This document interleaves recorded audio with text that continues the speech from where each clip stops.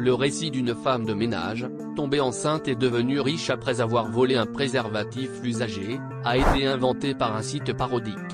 Pour couronner le tout, sur la photo d'illustration on voit un préservatif usé et l'image d'une femme afro. Ce récit posté le 10 novembre 2019 en tweet a été partagé plus 24 000 fois sur le réseau social. Que dit le récit? Aux États-Unis, une femme de ménage vole le sperme d'un millionnaire à travers un préservatif usagé et gagne la bataille pour une pension alimentaire pour enfants. Jayne avait 36 ans, lorsqu'elle a volé un préservatif usagé dans la poubelle d'un technicien millionnaire de 24 ans au Las Vegas Hotel. Elle a inséré le sperme dans son et est tombée enceinte d'un petit garçon qui a maintenant 4 ans.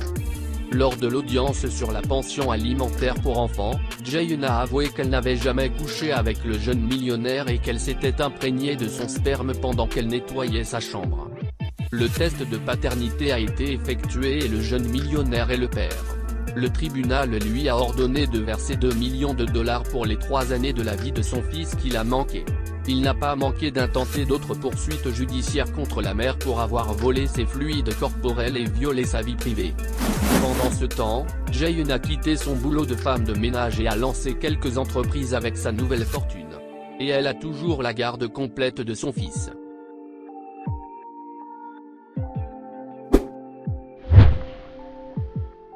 Pourquoi c'est faux?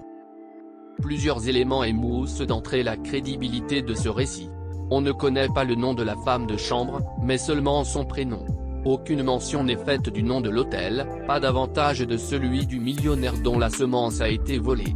Aucun détail n'est donné sur la date et le lieu du procès. De plus, on imagine aisément que des médias sérieux locaux et nationaux aux États-Unis se seraient emparés de l'histoire, si elle était fondée sur une once de faits réels.